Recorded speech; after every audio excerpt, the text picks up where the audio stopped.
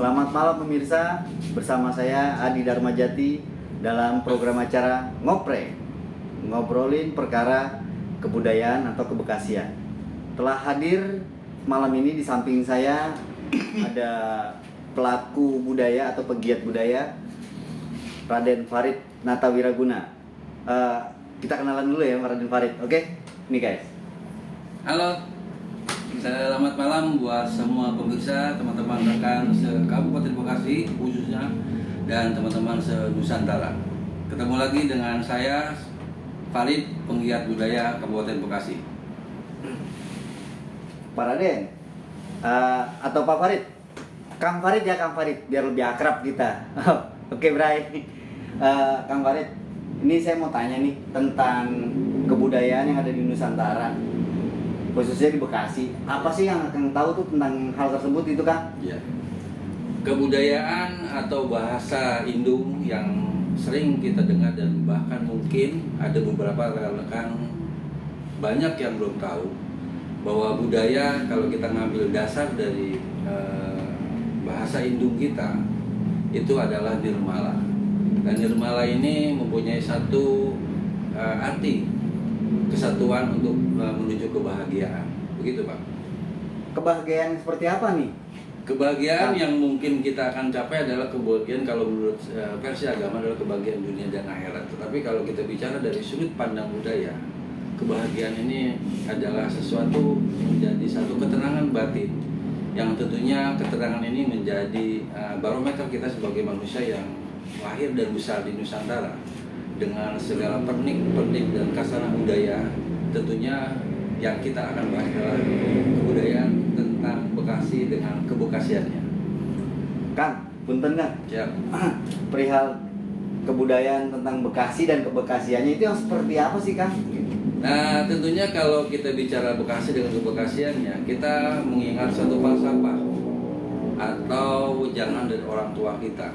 Bagaimana kita mencintai Bekasi dengan kebekasian. Artinya, Bekasi ini penuh dengan kasanah yang sesungguhnya penuh dengan bisa dibilang kebudayaan. Dan tentunya ini kebudayaan ini nggak semua orang paham tentang kebudayaan, khususnya tentang kebudayaan yang ada di Kabupaten Bekasi. Dan ini menjadi satu PR kita bersama, bagaimana kita bisa menjaga, melestarikan, serta mengamalkan tentang kebudayaan Kabupaten Bekasi. Kita bisa berdiri di sini, kita bisa hidup di Bekasi, tentunya menjadi satu kebanggaan buat kita semua, karena Bekasi yang kita gadang-gadang adalah miniaturnya Nusantara. Dan ini menjadi satu kebanggaan kita lahir dan besar di Bekasi. Dan ini menjadi satu-satunya di Nusantara ini bahwa Bekasi adalah miniaturnya Nusantara. Nah, Kang, resep nih Kang, bicara tentang Bekasi nih Kang. Saya langsung ngomong resep G ya. Bicara tentang Bekasi itu punya ciri dan corak sendiri ya kan, warna tersendiri gitu ya. Bagi peradaban atau keberadaan Bekasi itu di saat ini tuh sangat diakui gitu kan. Bicara tentang keunikan dan keasliannya Bekasi itu seperti apa sih Kang? Yang Kang tahu? Bekasi itu menjadi satu simbol yang menjadi satu peradaban yang ada di tanah Jawa.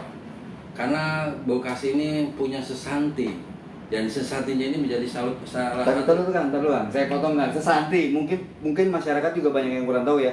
Lulus semua pada kurang tahu kan. Sesanti apa sih Kang? Jelasin Kang. Sesanti itu sedih-sedih kehidupan dalam satu wilayah.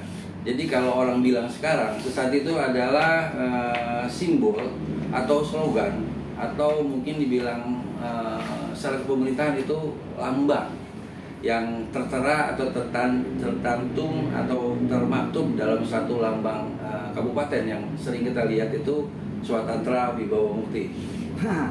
Ngomongin tentang Swatantra Wibawa Mukti, sesanti dulu tadi tuh. Ya Kang ya. Saya udah, sesanti itu berarti yang istrinya Anang itu. Itu Pak Santi. Santi ya Kang. Iya, bicara tentang itu Kang tadi Kang. Swatantra Wibawa Mukti. Sebenarnya Swatantra Wibawa Mukti itu ngambil dari bahasa mana sih Kang? Kalau kita ngambil dasar bahasa, sebenarnya itu bahasa Hindu.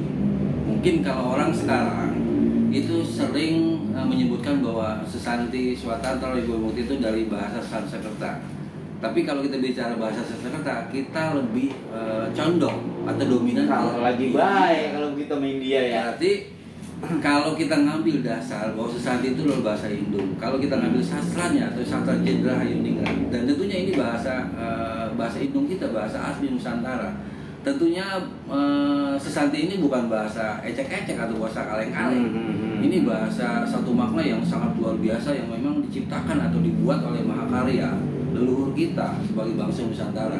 Makanya setiap wilayah yang ada di Nusantara ini yang kita sebut Indonesia itu semuanya punya Sesanti. Dan tentunya Sesanti itu punya satu makna filosofi yang sangat luar biasa kalau kita bedah satu persatu. Contohnya kita Bekasi ya, dengan Swatantra Wibawamukti. Begitu. Oh gitu. Jadi Kang resep nih ya, pembahasan ini makin berat kayak, tapi berat-berat ringan sih sebenarnya. Bukannya berat banget gitu. Iya. Kalau kata kita ya gitu ya. Mungkin terasa berat karena bagi yang belum pada tahu kali Kang ya. Betul. Ya kan ya? Betul. Itu yang pertama. Terus yang keduanya, kenapa kudu tahu? Nih, dengerin baik-baik ya, pemirsa. Kenapa kita harus tahu atau kudu tahu? Ya, karena saat ini kita kalau kagak tahu atau ora tahu bahasa Bekasinya, ora tahu ya, ora tahu perihal kayak gitu tuh, hal-hal yang kayak gitu kita ora tahu. Negeri metrodolar ya, atau kota metrodolar, cuman garis kemiskinannya ekstrim. Gila itu mah. Itu yang pertama. Yang kedua, kawasan industrial terbesar se Asia Tenggara ya, kawasan industri terbesar se Asia Tenggara, tapi penganggurannya banyak banget.